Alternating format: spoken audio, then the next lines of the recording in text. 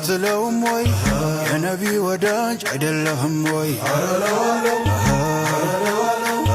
ነቢዬን ይዤ መች እፈራለሁ አትለውም ወይ መውሊድ ራሱን የቻለ ተግባር አለ።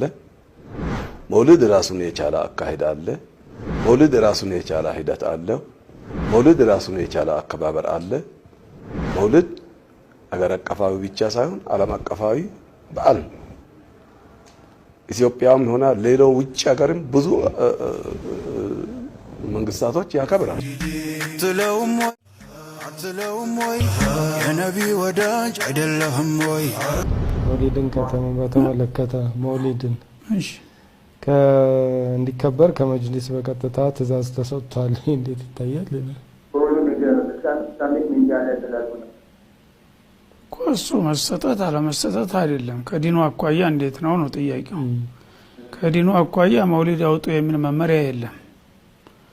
መውሊድ ነብዩ አላወጡምም፣ እንድናወጣም አላዘዙምም፣ ሷሃቦችም አላዘዙም። ስለዚህ من أحدث في ديننا في أمرنا هذا ما ليس منه فهو رد ስላሉ ነብዩ ያልሰሩትን ነገር መስራት አግባብ አይደለም ነው። መጅሊስ ወይ ማንኛውም አካል ካለ እሱ ለራሱ ያለበትን ምክንያት ራሱ ይወቀው። ከዲኑ አኳያ ግን መውሊድ ሱና አይደለም፣ በሸሪዓተል እስላም የተፈቀደ ነገር አይደለም።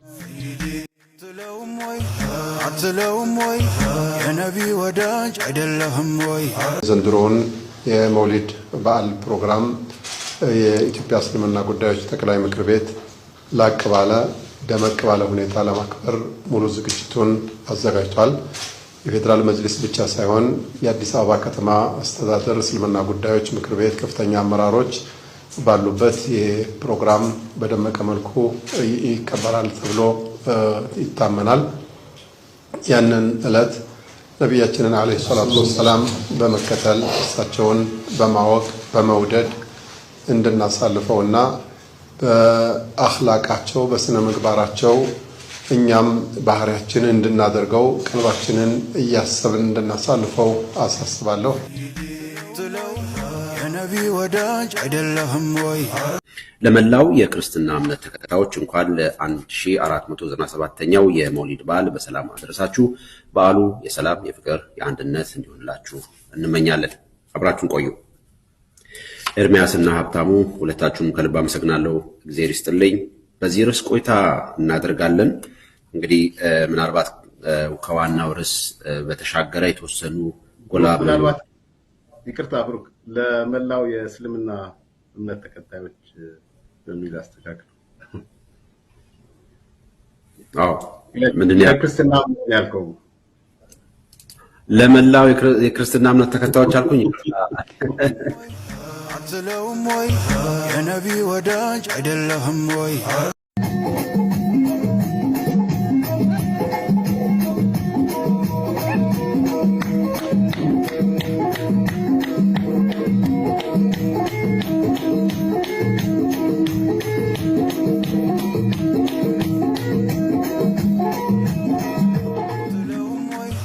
አትለውም ወይ የነቢ ወዳጅ አይደለህም ወይ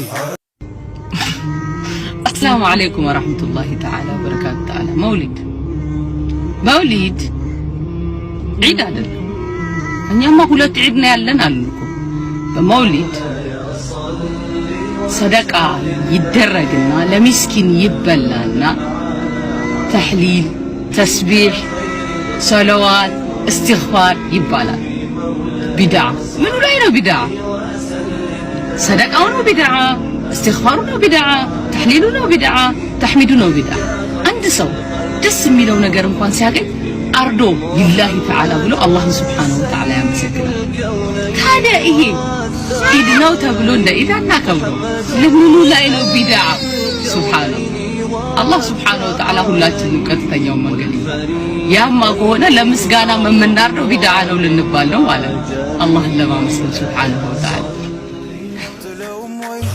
አትለውም ወይ የነቢ ወዳጅ አይደለህም ወይ ዒድ አይደለም። እኛማ ሁለት ዒድ ነው ያለን አልንቆ አልሽ መልሱ ዒድ ማለት ምን ማለት ነው? መጀመሪያ እህቴ ታውቂያለሽ ዒድ ማለት ምን ማለት እንደሆነ? ወቅት ተይዞለት ጊዜ በመጣ ቁጥር ሳምንታዊም ይሁን ዓመታዊ በዛች ወቅት የምትፈጸም ልዩ የሆነ ስርዓት ያላት ከሆነች ዒድ ትባላለች። የመጫወቻ የመደሰቻ ቀን ትባላለች።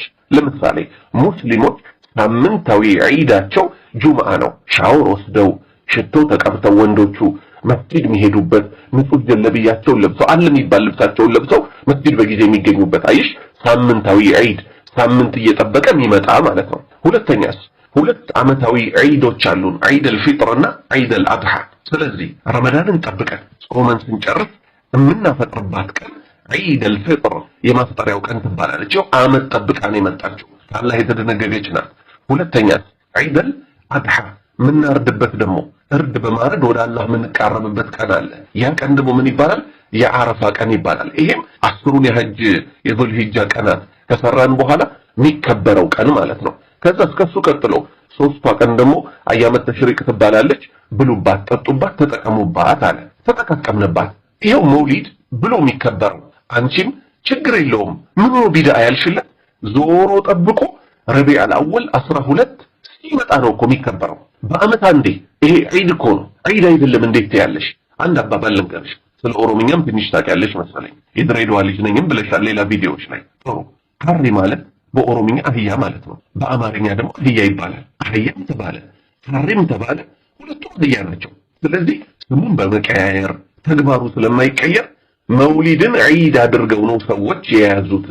ግን ውጭ ሀገር ከሆነ ያለሽው ያለውን ተጨባጭ ስለ መውሊድ የሚሰራውን ካላወቅሽ እኛ እዚህ ያለ ነው እንንገርሽ። መውሊድ ማለት የሽርክ መናኸሪያ፣ የቢድዓ መናኸሪያ፣ ጫት ይሄ አደንዛዥ ቅጠል ኡማው የሚሽመደመድበት፣ መስጂድ ውስጥ የሚጨፈርበት፣ ብዙ መጥፎ ጉዶች የሚታዩበት፣ ወንድና ሴት ተቀላቅለው የሚጨፍሩት የመውሊድ ቀን ነው። ስለዚህ አመት ተጠብቆ የሚከበር ነውና እባክሽን እኛ ዒድ አላደረግነውም አትበይ። ምክንያቱም ሐታ መንዙማ ባይ ምን ይላል መሰለሽ? ይበልጣል ከዒዶች ሁላ መውሊዶ ያ ረሱላህ ይላል። ጭራሽ እንዲያውም ከአላህ ሁለት ዒዶች አስበልጠውት ሁሉ ይገኛሉ። ይሄ አዲስ መጤ ነገር አይስ አሁን የራስሽ ሐሳብ ነው የመጣው። መውሊድ ሰደቃ ይደረግና ለምስኪን ይበላና ተህሊል ተህሚድ ሰለዋት እስትግፋር ይባላል አልሽ። ደነገግሽ እኮ አዲስ ነገር አመጣሽ። አላህ ምን አለ መሰለሽ? አም ለሁም ሹረካኡ ሸረዑ ለሁም ሚነ ዲኒ ማ ለም ያዕዘን ቢሂላህ። ለነሱ ተጋሪያን አሏቸውን በአላህ ዲን ላይ ያልታዘዘን ነገር የሚደነግጉላቸው አለ። ለምሳሌ ዒድ አልፊጥር ላይ ዘካት አልፊጥር ይዘን እንደምንሄድ፣ ከሰላት በፊት ለምስኪኖች እንደምንሰጥ፣ አረፋ ላይ ካረድን በኋላ ከፊሉ ለምስኪን ከፊሉ ለራሳችን እንደሚሆን ተነግሮናል። አንቺ ስለ ተህሊሉ ስለ ተህሚዱ ከየት አመጣሽ? መውሊድ ላይ ስለሚባለው። መውሊድ ማለት በነገራችን ላይ ዳይሬክት ትራንስሌሽን እነግርሽ ዘንድ የልደት በዓል ማለት ነው። አመት ተጠብቆ እገሌ ተወለደልኝ ተብሎ የደስታ በዓል ነው። የነብይም ይሁን የተራሰውም ይሁን ማለት ነው። ይሄ ነገር በሸሪዓችን አለ ወይስ? ይሄምልሽልኝ የለም። ነብዩ ሰለላሁ ዐለይሂ ወሰለም በሳቸው ሸሪዓ ያለው ምንድነው? አንድ ሰው ልጅ ሲወለድለት በ7 ቀኑ በግ ያርዳል፣ ካልቻለ በ14 ቀኑ በግ ያርዳል። ይሄ ምንድነው? ሹክረን ሊላህ ወደ አላህ ለመቃረቢያ ነው። ከዚህ ውጭ የተጋባንበትንም ቀን ይሁን ልጅ የተወለደልንም ቀን የራሳችንን ልደት የነብይም ልደት በፍጹም አመት ተጠብቆ አይከበርም። አትለውም ወይ የነቢ ወዳጅ አይደለህም ወይ? መውሊድ አክባሪዎች እስኪያዳምጡኛ እንዴ! መውሊድ የሚባለው በነብዩ ዘመን አለ ነበር እንዴ? ውዱስ ነብያችን ልደቴን አክብሩ ብለው ነበር እንዴ? የዚህ ሁላ መልሱ አላሉም ከሆነ መውሊድ የሚባለው ምንጩ ከየት ሆነ? መረጃ ከሌለው ነብዩም ካላሉ ያንተ መውሊድ ማውጣት ከየት ነው ደሊሉ? ስማማ ወንድሜ፣ መውሊድ የሚባለው መረጃ ከሌለው አዲስ ፈጠራ ነው። ቁርአን አላዘዘን፣ ነብዩም አላሉን፣ እንዲሁም ሰሃቦች ሰርተው አላሳዩ። አትለውም የነቢ ወዳጅ አይደለህም ወይ? አለይኩም ወራህመቱላሂ ወበረካቱ። ሰላም፣ እንዴት ናቸው? ሰሞኑን ስለ መውሊድ በተመለከተ ጉዳይ ሰዎች ብዙ ሲሉ ሰማኝ። እስኪ ያለውን ነገር ከሸሪዓ አንጻር ልንገራችሁ። መውሊድ ማለት ነቢዩ ሰለላሁ ዐለይሂ ወሰለም የተወለዱበትን የልደት ቀን አስመልክቶ ሰዎች የሚያከብሩት የሆነ ክብረ በዓል ነው። ይህን ክብረ በዓል ነቢዩ ሙሐመድ ሰለላሁ ዐለይሂ ወሰለም እንድናመልክ ዘንድ አላዘዙም፣ በፍጹም እርሳቸውም አላከበሩም። ቁርአንም ሐዲስም ላይ የነቢዩ ሙሐመድን ልደት አክብሩ የሚል ትዕዛዝ የለም በፍጹም። ስለዚህ ይህን መውሊድ መስራት አይቻልም ማለት ነው ባጭር ቃል። የአላህና የመልእክተኛው ትእዛዝ የለበትም። እንደዚያ ከሆነ ደግሞ ከኢስላም አይደለም በፍጹም። ነቢያችን ሙሐመድ ሰለላሁ ዐለይሂ ወሰለም ሐዲስ ላይ ምን ብለዋል? መን ዐሚለ ዐመለን ለይሰ ዐለይሂ አምሩና ፈሁወ ረድ አሉ። የአላህና የመልእክተኛው ትእዛዝ የሌለበትን ተግባር የሰራ ሰው ያ ስራው ተመላሽ ነው፣ ተቀባይነት የለውም በኢስላም ብለዋል። መን አሕደተ ፊ አምሪና ማ ለይሰ ሚንሁ ፈሁወ ረድ አሉ። በዚህ በአላህ ሃይማኖት ላይ የሌለን አዲስ ነገር የፈጠረ አዲስ ነገርን ያመጣ ሰው ያ ስራው ተመላሽ ነው፣ ተቀባይነት የለውም በኢስላም ብለዋል። ስለዚህ መውሊድ ከቁርአንና ከሐዲስ ምንም አይነት ማስረጃ የለውም እና እርሱን ማክበር አይቻልም በፍጹም። ግልጽ ነው አይደል? ሲቀጥል ነቢያችን ሙሐመድ ሰለላሁ ዐለይሂ ወሰለም ስንት በዓላቶች እንዳሉን ዓመታዊ ክብረ በዓላቶች ስንት እንደሆኑ ነግረውናል በግልጽ ቃል። በዚያ ነው ልንሄድ የሚገባው። ነቢያችን ሰለላሁ ዐለይሂ ወሰለም ስለ በዓላት ሲናገሩ ምን አሉ? ኢነ ሊኩሊ ኡመትን ዒዳ ወሃዛ ዒዱና አሉ። ለእያንዳንዱ ትውልድ የየራሱ የሆነ የበዓላት ቀን ነበረው ከአላህ ዘንድ የተሰጠው። ሁሉም ነቢያት በየጊዜው ከነ ህዝቦቹ የተሰጠው ክብረ በዓል ነበር በዓመት። ቀጥለው ምን አሉ? ለእኛ ደግሞ ለትውልዶቼና ለእኔ ሁለት ክብረ በዓላቶች በዓመት ተሰጥተውናል አሉ። በግልጽ ቃል ሁለት ብሎ ተናገሩ። ግልጽ ነው አይደለም? ኢነ ሊኩሊ ኡመትን ዒዳ ወሃዛ ዒዱና ያዕኒ ቢዛሊከ ዒድ አልፊጥር ወዒድ አልአድሓ። ለእያንዳንዱ ኡማ የየራሱ የሆነ የዒድ ቀን የበዓል ቀን ተሰጥቶት ነበር። ለእኔና ለህዝቦቼ ደግሞ ሁለት በዓላቶች ቀናቶች ተሰጡን አሉ። እነርሱንም ማን እንደሆኑ ገለጹ። ዒድ አልፊጥርና ዒድ አልአድሓ ናቸው ብለው ተናገሩ። መውሊድ የሚባልን በዓል ፈጽሞ አላስተማሩም ነቢዩ ሰለላሁ ዐለይሂ ወሰለም። ሙስሊሞች ተጠንቀቁ። አላህ ስብሓነሁ ወተዓላ በቁርአን ላይ ያላዘዘውን ተግባር፣ ነቢዩ ሙሐመድ ሰለላሁ ዐለይሂ ወሰለም በሐዲስ ላይ ያላዘዙትን ተግባር ከራሳችሁ አምጥታችሁ ልትጨምሩና ይሄንን እንደ ኢስላም ክብረ በዓል መገለጫ አድርጋችሁ ልትይዙ አይገባም። ትክክለኛ የነቢዩ ሙሐመድ ሰለላሁ ዐለይሂ ወሰለም ወዳጅ የሆነ የእርሳቸውን አስተምሮና ትእዛዝ ይከተላል እንጂ ልደታቸውን አያከብርም። የእርሳቸው ውዴታ የሚገለጸው ትእዛዛቸውን አስተምሮታቸውን በመከተል እንጂ ልደታቸውን በማክበር አይደለም። አሰላሙ አለይኩም ወራህመቱላህ። አትለውም ወይ የነቢ ወዳጅ አይደለህም ወይ? አሚር ማልገባ አሚር አሚር ነቢ ሰላም አላ ረሱል ሰላም አላ ሙሐመድ ሙቤ አራስገባው ማል አራስገባው ሰለላሁ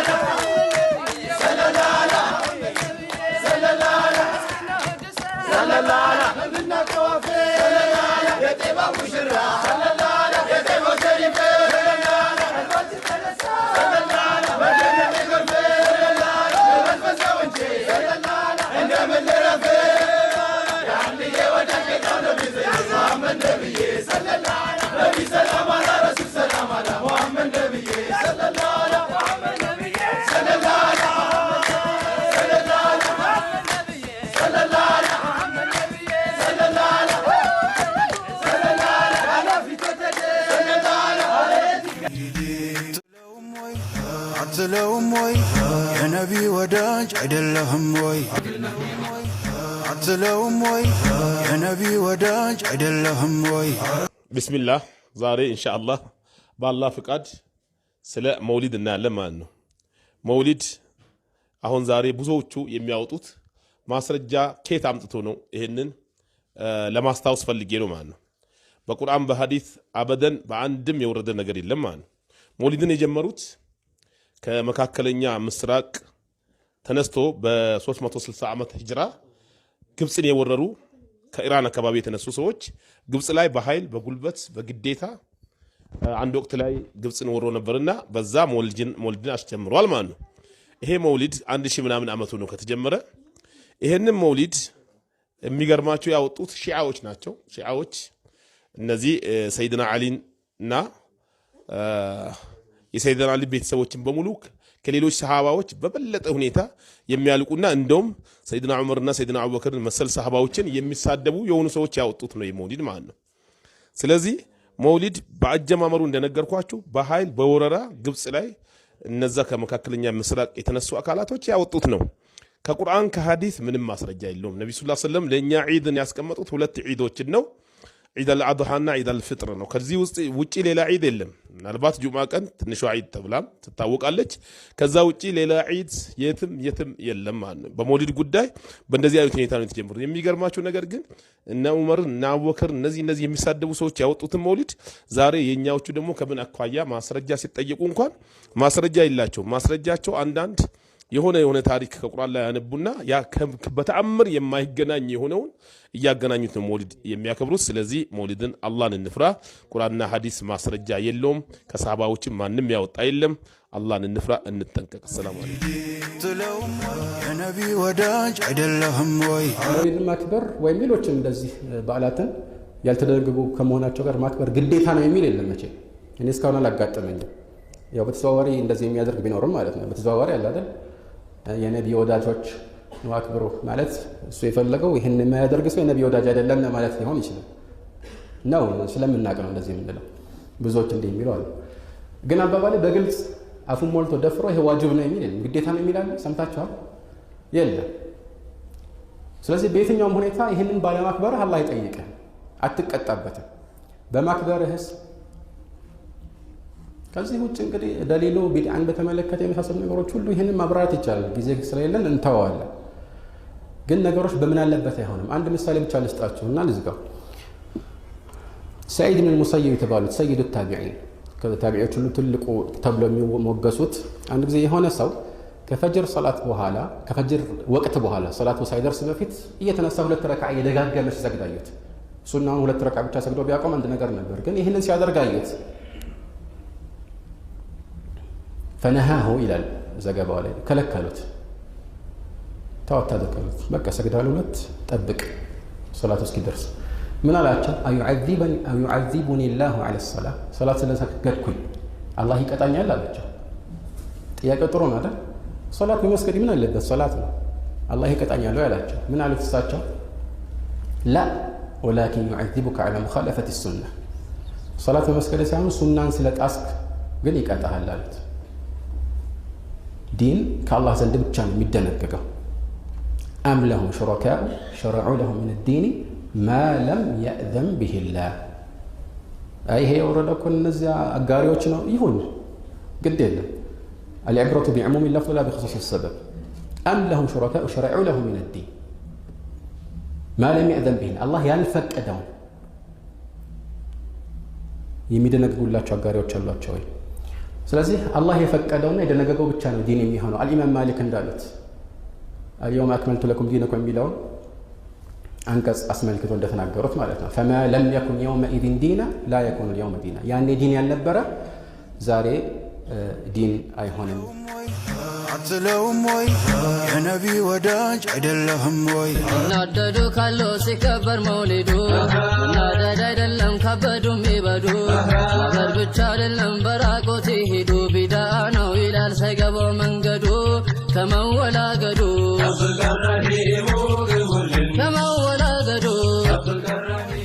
አትለውም ወይ የነቢ ወዳጅ አይደለህም ወይ? ወንድሞቼ በዚህ ውስጥ ብዙ ሰዎች አላችሁ። በዚህ ሀገር በጋምቢያና በሴኔጋል የነብዩን ልደት የሚታከብሩ ነብዩ ያላደረጉት ማንኛውም ነገር ማድረግ ሐራም ነው፣ ማለትም ስህተት ነው። ነብዩን የለበስኩትን ልብስ አልለበሱም፣ እኔ ለብሻለሁ። ነብዩ የከለከሉት ከሆነ ሐራም ነው። ነብዩ የከለከሉት እና አላህ የሚከለከለውን ነገር ካደረገ ያ ሐራም ነው። ሁለተኛው ነገር በዲን ውስጥ የምታደርግ ከሆነ ነብዩ ያላደረጉትን እና ያልመከሩትን አላህ ያልነገረን ነብዩ ያልመከሩት የትኛውም በቁርአንና በሐዲስ ያልተረጋገጠ ዲን ላይ የሚጨምር ከሆነ ያ ቢዳ ይባላል። ቢዳ ማለት ፈጠራ ማለት ነው። ቀደም ብሎ ምሳሌ እንደሰጠሁት ምሳሌ ቀደም ብሎ ሰጥቻለሁ። አንድ ሰው መጨመር ፈለገ ሰለላሁ ዐለይሂ ወሰለም በኢቃማ ወይም በአዛን ውስጥ ግን ነብዩ ያላደረጉም። በኢባዳ ውስጥ በእስላም የሆነ ነገር ከጨመርክ ከቁርአንና ከሰሂህ ሐዲስ ያልተረጋገጠ እሱ ቢድዓ ነው። እስልምና በተመለከተ አንተ ማድረግ ያለበት ቁርአንን መመልከት ነው እና የነብዩ ሰለላሁ ዐለይሂ ወሰለም ሐዲስ መመልከት ነው። እናም ነብዩ መሐመድ ሰለላሁ ዐለይሂ ወሰለም እንዳሉት ስለ ዲን በቁርአን ውስጥ ትመለከታለህ። ቁርአን ውስጥ ካላገኘ የኔን ምሳሌ ትመለከታለህ። ከኔ ምሳሌዎች ካላገኘ ይህን ትውልድ ትመለከታለህ፣ ሰሃቦችን፣ ከዛ ቀጣዩን ትውልድ ታቢዮችን፣ ከዛ ቀጣዩን ትውልድ አትባው ታቢይ። ስለዚህ እነዚህ ሶስት ትውልዶች ሰለፉን ሳሊም በመባል ይታወቃሉ። ስለዚህ እስልምናን ለመረዳት ከቁርአንና ከሰሂህ ሐዲስ ማረጋገጫ ሊኖር ይገባል። ቁርአንና ሰሂህን ለመረዳት የተሻለ ሰው ነብዩ መሐመድ ሰለላሁ ዐለይሂ ወሰለም ናቸው። ከነብዩ በኋላ ሰሃቦች ናቸው። ሰሃቦች ከአዛን በኋላ ሰለላሁ ዐለይሂ ወሰለምን አልጨመሩም። ታቢዮችም አትባው ታቢዮችም። ቁርአን ከፍተኛ ነው። ቁጥር 2 ቃል የሚለው ነው የነብዩ ትእዛዝ። ከዛ የነብዩ ተግባር ይመጣል። ከዛ የሰሃቦች ንግግርና ድርጊቶች፣ ከዛ ታቢዮች፣ ከዛ አትባው ታቢይ። የነብዩ ልደት ማክበር በተመለከተ ከቁርአን ውስጥ ምንም አንቀጽ የለም። አውቃለሁ የነብዩ መውሊድ ማክበር አለብን እንላለን፣ ግን ያ የሚከናወነው በክርስቲያኖች ነው። ክርስቲያኖች የኢየሱስ ሰላም በሱ ላይ ይሁን ልደት ያከብራሉ። አትለውም ወይ የነቢ ወዳጅ አይደለህም ወይ? ሌላው ድፍረት ተመልከትልኝ። ረቢዑል አወል የገባ ጊዜና በሃኢሙ ሁላ ያቀርባል ምስጋና ለመውሊድ አድርገን እያለ መውላና ላብራራው አማርኛ ነው ግን እስቲ ይብራራ። ረቢዑል አወል መውሊድ የሚያከብሩበት ጊዜ የገባ ጊዜና በሃኢም ማለት እንስሳው ሁሉ ያቀርባል ምስጋና አለ። መንዙማ ባይ ለመውሊድ አድርገን እያለ መውላና አለ። አሁን በሸሪዓችን ውሸት ይቻላል? በንግድ እንኳን ውሸት አይቻልም። ይሄ በዱንያ በልብስ በጨርቅ በሳሙና በዲን ሲሆን ሀታ እኮ በሸሪዓችን ሁለቱ ታላላቅ በዓላት ምንድናቸው? ኢድና አረፋር።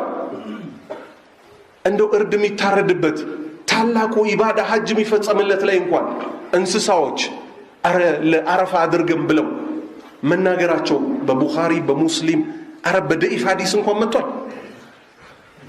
የሚያሳዝነው ይሄ የተባለው የት መሰላችሁ? መዘጋጃ ቤት መሐመድ አወል የተባለው ሰውዬ ማይክሮፎን ይዞ ረቢዑል አወል የገባ ጊዜና በሃይሙ ሁላ ያቀርባል ምስጋና ለመውሊድ አድርገን እያለ መውላና አለ። አረ 4 ኪሎ ያለው ቤተ መንግስት እንኳን ሆኖ ቢለው እኛ አንሰማው። መካ ካዕባ አለች አይደል? ሙሽሪኮች ስንት ሽርክ የሚናገሩባት የነበረው እዛ ሄዶ ቢለው እንኳን አንሰማው። በነገራችን ላይ ሐረም ላይ ስትሄዱ ማጠብቁትን ነገር ታያላችሁ። ጠዋፍ እያደረጋችሁ የአሊ ሚል ሰው ታያላችሁ። በዚህ ዘመን ሺዓዎች ማለት ነው። በዚህ ዘመን ነብዩ ሰለላሁ ዐለይሂ ወሰለም እኮ አጥርተውት ነው የሄዱት። ተመልከት፣ የባጢል ተጣሪዎች ይሄን ያህል ድፍረት ይዘው ምን እያደረጉ ነው? ሰውን ከእንስሳ በታች ላይ ያደረጉት ነው። ሽርክ የሚሰራ ሰው ከእንስሳ በታች ነው አይደለም? የሆነች ሴት ነበረች የኔው ዘመድ አንዋር መስጂድ ምን ብለው ይፎግሯታል? መውሊድ ታከብር ነበር። ለጌታ ምስጋና ይግባው አሁን አውጥቷታል። ግመል ታርዶ አለች፣ እዛ እየሄድን እንከትፋለን አለች። ቅርብ ዘመን ድረስ ትከራከረኝ ነበር። ተነግሮናል እኮ ሐዲስ እኮ የሚነገረው ሐዲስ የነብዩ ሰለላሁ ዐለይሂ ወሰለም ንግግር አይደል? እሳቸው ላይ መዋሸት እንደቀልድ ነው የሚታየው። ዛሬ የቆረጣችሁት ስጋ የውመል ቂያማ እጃችሁ እንደ ኑር ያበራል ተብለናል። እንዲህ አይነት ውሸቶች ከተማውን ሞልተውታል። አልሞሉትም? ወላሂ የዲን ሰዎች ላይ መዋሸት ራሱ አደጋ ነው። ለምን? እነሱ የያዙትን ሀቅ ምን ስለሚያደርግ ስለሚጎዳ። በነብዩ ሰለላሁ ዐለይሂ ወሰለም ላይ ሊዋሽ ማለት ነው። አትለውም ወይ የነቢ ወዳጅ አይደለህም ወይ?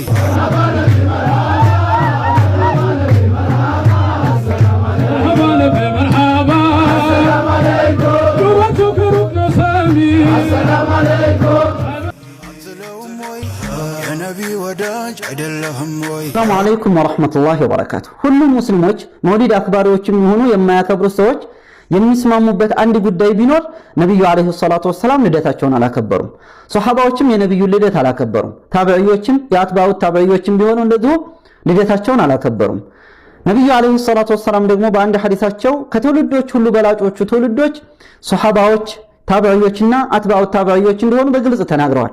ስለዚህ በእነዚያ መልካምነታቸው በሚታወቅላቸው ምርጥ ትውልዶች ጊዜ የማይታወቅ በዓል ነው ማለት ነው መውሊድ። በእርግጥ አሁን ላይ አንዳንድ ደፋሮችና ባለጌዎች ነብዩ አለይሂ ሰላቱ ወሰላም መውሊዳቸውን አክብረዋል። ከዛም ይባሱ እንደውም አላህ ራሱ እንድናከብር በግልጽ መልኩ አዞናል። አላህ ነው ማክበር የጀመረው ብለው በድፍረት የሚናገሩ አውቆ አበዶች አሉ፣ በእልህ የሰከሩ ማለት ነው። ሆኖም ግን ሐቂቃው በኢማሙ ማሊክ ዘንድ የማይታወቅ ኢማሙ አቡ ሐኒፋ የማያውቁት ኢማሙ አህመድ ኢማሙ ሻፊዒ የማያውቁት ደጋጎቹ የአላህ ሱብሓነሁ ወተዓላ ባሪያዎች በፍጹም የማያውቁት መጤ ባህል ነው። ማን ነው የጀመረው ካልን ደግሞ ዑበይድ ብኑ መይሙን ነው የጀመረው። ይሁዲዩን ተረባ عند መጁሲ እምነቱ አይሁዳን እንደሆነ ይናገራሉ። ያሳደጉት ደግሞ መጁሳዎች ናቸው። ለእስማኤልያ ፊርቃ አባልና ወዳጅ የሆነ በውስጡ ኩፍር አዘል ከውጭ ግን እስልምናን የሚያንጸባርቅ የሆነ መሪ ነው ዑበይድ ብኑ መይሙን። ስለዚህ መውሊድን ያከበረው እሱ ነው። የእስልምና ጠላት መሆኑ የታወቀ ጠላት ለመሆኑም ደግሞ ማረጋገጫዎች አሉ። ከነዛ ውስጥ አንደኛው መውሊድን የሚከበርበትን ቀን ረቢዑል አወል 12ኛውን ቀን ያደረገው። በሁሉም ዑለማዎች ስምምነት ሊባል በሚችል መልኩ ነብዩ አለይሂ ሰላቱ ወሰለም የሞቱት ረቢዑል አወል 12ኛው ቀን። ስለዚህ ይህን ቀን መምረጡ ሆን ብሎ በነብዩ አለይሂ ሰላቱ ወሰለም ሞት የመደሰት ምልክት አድርጎ ለመውሰድ ነው። በተጨማሪም ደግሞ እስልምና ጥላቻ እንዳለው ከሚታወቅባቸው መንገዶች ውስጥ በሰዓቱ እንዲከበሩ የደነገጋቸው ሌሎች የመውሊድ በዓላቶች ነበሩ። የአልይ መውሊድ፣ የፋጢማ መውሊድ፣ የሁሰይን መውሊድ፣ የሐሰን መውሊድ እና የራሱ መውሊድ። እነዚህም ሁሉንም ብናያቸው እኔ የአህለል በይት ወዳጆች ነኝ የሚል የውሸት ተቆርቋሪነትን ለማንጸባረቅና በሱናው ዓለም ላይ የሺዓን እምነት በተለይም ደግሞ የእስማኤልያን እምነት ለማሰራጨትና ለመበተን ለማስፋፋት ያደረገው ጥረት እንደሆነ መረዳት ይቻላል።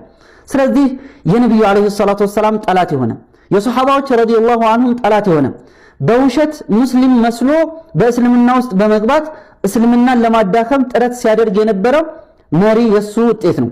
ነብዩ አለይሂ ሰላቱ ወሰላም ከሞቱ ከ350 ዓመት በኋላ ነው መውሊድ የተጀመረው። ሱሐባዎች ረዲየላሁ ዐንሁም ሙሉ በሙሉ ካለፉና ከሞቱ ከ230 ወይም ከ240 ዓመት በኋላ ነው መውሊድ መከበር የጀመረው። ስለዚህ እንዴት አላህ ዘንድ ያቃርባል ተብሎ ይታሰባል። አትለውም ወይ የነቢ ወዳጅ አይደለህም ወይ? ስድብ እችላለሁ ለዱላም ግድ የለኝ ነቢን ከነካህ ግን ሳልገልህ ግደለኝ። አትለውም ወይ የነቢ ወዳጅ አይደለህም ወይ? መልእክተኛው አለይሂ ሰላቱ ወሰላም በየዓመቱ የሚወለዱ ይመስል እንዴት የመልእክተኛው አለይሂ ሰላቱ ወሰላም ውልደት አያስደስታችሁም የሚሉ ሰዎች አሉ። አንድ ጊዜ ነው የተወለዱት፣ ተደስተናል፣ አላህንም እናመሰግነዋለን። ግን የምናመሰግነው እሱ በሚፈልገውና በደነገገው መልኩ ነው። ልክ አዲስ ክስተት ይመስል የእሳቸውን ውልደት የሚጠላ እየተባለ የእሳቸውን እውነተኛ ሱና የሚከተሉ ወገኖችን ማጠልሸት፣ ይህ ቅድም የጠቀስነው የጭፍን ወገንተኝነት አንድ ውጤት ነው። ያለ አግባብ ሰዎችን ማጠልሸት ነገሩ እልህ እንደገባበት ያሳያል። የነቢ ወዳጅ አይደለህም ወይ?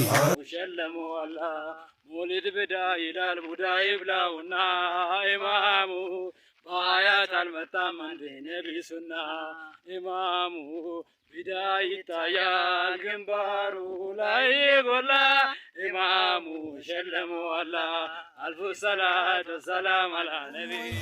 አትለውም ወይ የነቢ ወዳጅ አይደለህም ወይ?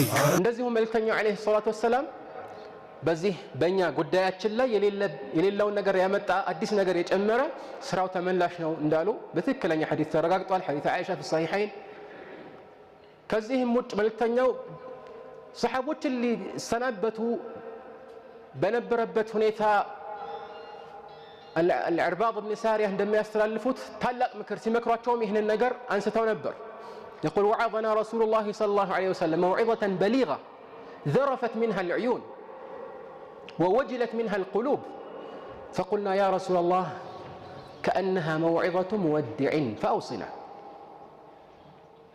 መልእክተኛው عليه الصلاة والسلام አይኖች ያነቡለትን ልቦች የራዱለትን የተሸበሩበትን ምክር ከመከሩን በኋላ ሰሐቦች ይሄ የመሰናበቻ ንግግር ይመስላልና እስቲ ጨምሩልን ምከሩን አሉ። በዚህ ትልቅ ምክር ላይ መልእክተኛው አለይሂ ሰላቱ ወሰላም አደራ ካሏቸው ነጥቦች መካከል አንዱ ሱናን አጥብቆ መያዝና የሱና ተቃራኒ የሆነውን ቢድዓን መጠንቀቅ ነው። إنه من يعيش منكم فسيرى اختلافا كثيرا فعليكم بسنتي وسنة الخلفاء الراشدين المهديين من بعدي وعضوا عليها بالنواجذ وإياكم ومحدثات الأمور إلى آخر الحديث كان يبوها لا الله رمي ستوت يقوي يسو بسوش مكاكل ليونة على مقوات ملكتال يهبشتاونه مدهانيته من دنو قال فعليكم بسنتي ينين سنة فلق أطبقات يازو وسنة الخلفاء الراشدين المهديين كان يبوها لا كأننا يتمروا هونو تتكيو تشينم سنة وإن فلق أطبقات يازو وعضوا عليها بالنواجذ بمجرشوا ما نيكات أرساتشوا أطبقات يازو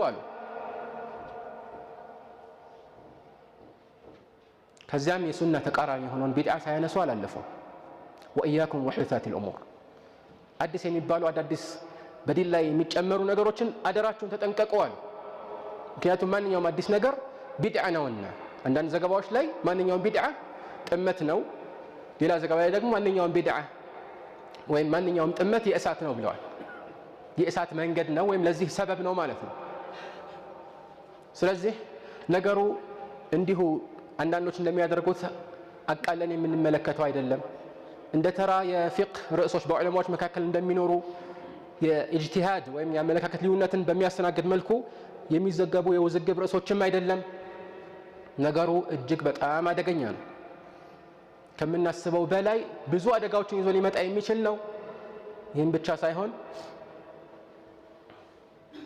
ይህ አደጋ አንድነታችንን ይፈረካክሳል በውስጡ እኛ ሳናስበው ወደ ሌሎች ጥመቶችን ሊያመራን ይችላል ስለዚህ እውነት ከደረሰው በኋላ አንድ ሰው እውነትን መቀበል እንጂ በእልህ መንፈስ ተቃራኒ አቋም መያዝ ተገቢ አይደለም ነገሩ የአላህ አይደለም እልህ በአኺራ አላህ ዘንድ የሚያዋጣ አይደለም ይህ ሲሆን ግን ነገሮችን ዑለማዎች በተመለከቱበት ሚዛናዊ በሆነ እይታ አይተን የዚህ ህዝበ ሙስሊም የመጀመሪያዎቹ ትውልዶች የነበሩበትን ሁኔታ እንድንከተል እንጂ ያለ አግባብ ያለ ዕውቀት ቢድዓ ለሆነውን ቢድዓ ወይም በተቃራኒው ደግሞ ቢድዓ የሆነውን አይ ችግር የሌለው መልካም ተግባር ነው እንድንል ምንም አይነት መድረክ ሊኖር አይገባም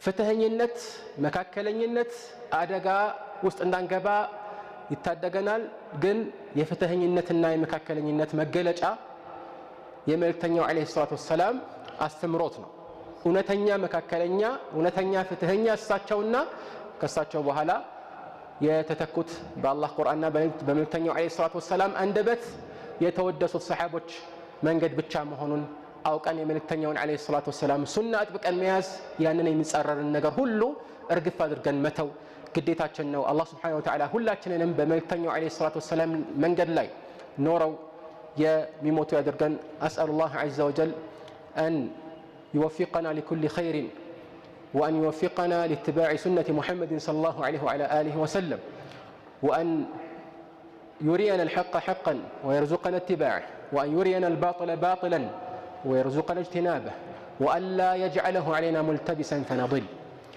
اللهم آت نفوسنا تقواها زكها أنت خير من زكاها أنت وليها ومولاها اللهم إنا نسألك موجبات رحمتك وعزائم مغفرتك والعزيمة على الرشد والغنيمة من كل بر والسلامة من كل إثم والفوز بالجنة والنجاة من النار الله سبحانه وتعالى بندي هينة يجمع كان بملتنيو عليه الصلاة والسلام لاي صلوات مورد دنق قولنا ያን ደግሞ ሁላችንም በያለንበት በየቤታችን በተመቸን ሁኔታ እንደሌሎች አጅር እንደሚፈለግባቸው የዚክር አይነቶች ማድረግ ይደነገግልናል የግድ በአንድ ድምጽ ሁሉም ሰላዋት ለማውረድ መጠባበቁ ከሱና የሚመደብ አይደለም መልእክተኛው አለይሂ ሰላቱ ወሰለም በሌላ አንድ ሰላዋትን ያወረደ ሰው አላህ 10 ሰላዋት ያወርድበታል ብለዋል من صلى عليه صلاة صلى الله عليه بها 10 ብለዋል اللهم صل على محمد وعلى آل محمد كما صليت على إبراهيم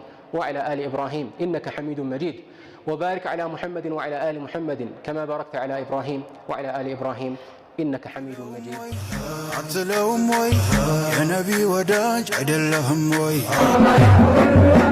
سلام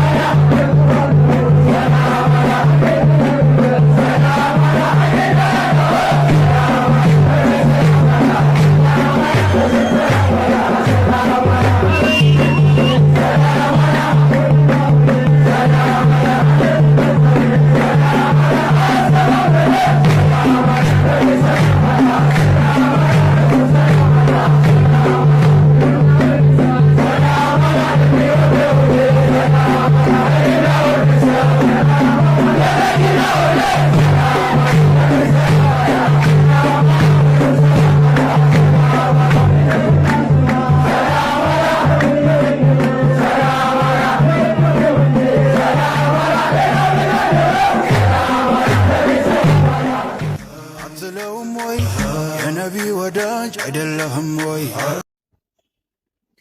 ዝቹ ፖይንት ላይ ነው የመውሊድን ጥያቄ የምናነሳውና ወደ ቀጣይ ደሊል የምንሄደው። ነቢዩ ዓለይሂ ሰላቱ ወሰላም ስለመወለዳቸው ተወልዶ ነው ነቢይ የሆኑት አይደል? ተወልደዋል። ኺላፍ አለ ለመወለዳቸው ላይ? ኺላፍ የለም። መቼ ተወለዱ? ሰኞ።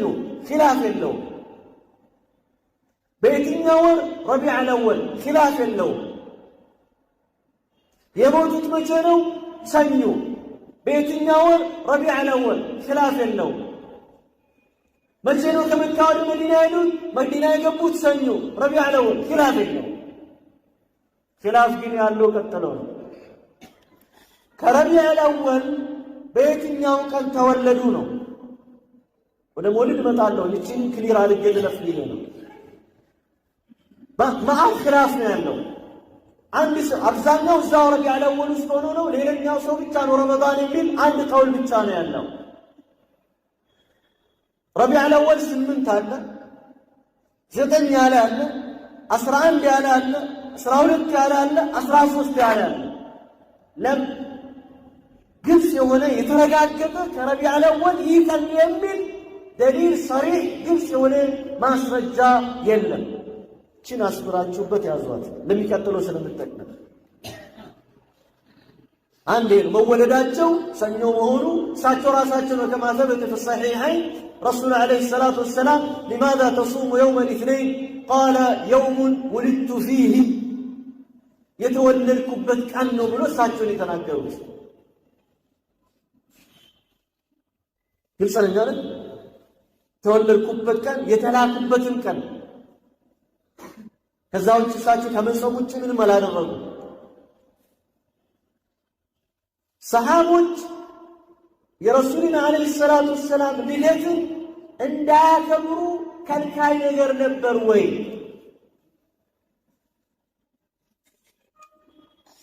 በሳች በሕይወት እያሉ እንኳን የሚከለክል አለ ብለን ብንገምት አስዩም ብናደርግ ከሞቱስ በኋላ ስለምን አላደረጉ? ምን የሚከለክል ነገር ነበር? ከሸርዕ አንፃር ከመንጠቅም ከአቅል አንፃር በሕይወት እያሉ የሚከለክል አልነበረም። እሳቸው ከሞቱ በኋላ የሚከለክል አልነበረም። ምን ስላልሆነ ነው የተዉት? መሽሩዕ ስላልሆነ፣ ሱና ስላልሆነ፣ መንገድ ስላልሆነ ነው የተዉት ማለት ነው። ስለዚህ መውሊድ ቢድዓ የሚሆነው አንደኛ ረሱል ዓለይሂ ሰላቱ ወሰላም አላወጡም። ስለ ልደታቸው አንድ ነገር ብቻ ነው የተናገሩት፣ መጾማቸው ብቻ ነው የተናገሩት። ረሱልን ዓለይሂ ሰላቱ ወሰላም ከራሳቸው አስበልጠው የሚወዷቸው ሰሃቦች፣ ሕይወታቸውን የሰጧቸው፣ ለሳቸው ሲሉ የሞቱ፣ ከሳቸው ሲከላከሉ ሰውነታቸው በሙሉ ፓራላይዝ የሆኑ ሰሃቦች፣ አካላቸውን ያጡ ሰሃቦች ከፍቅር የተነሳ በሕይወት እያሉ እያዩአቸው አንድ ሰሃባ ይከሳ ነበር።